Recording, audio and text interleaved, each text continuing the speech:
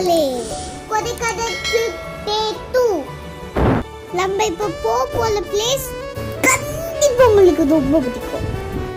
So video skip பண்ணாம பாருங்க.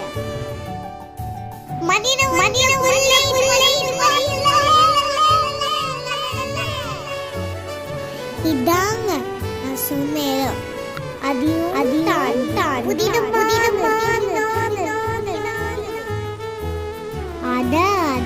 அந்த நீர்வீழ்ச்சியோட சத்தமே அதுக்கு ரொம்ப இனிமையா இருக்கு. அந்த இயற்கையோட அழகு கண்ணுக்கு குளிர்ச்சியா இருக்கு.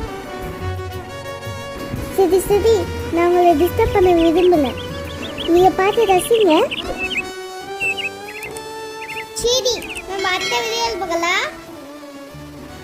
பை.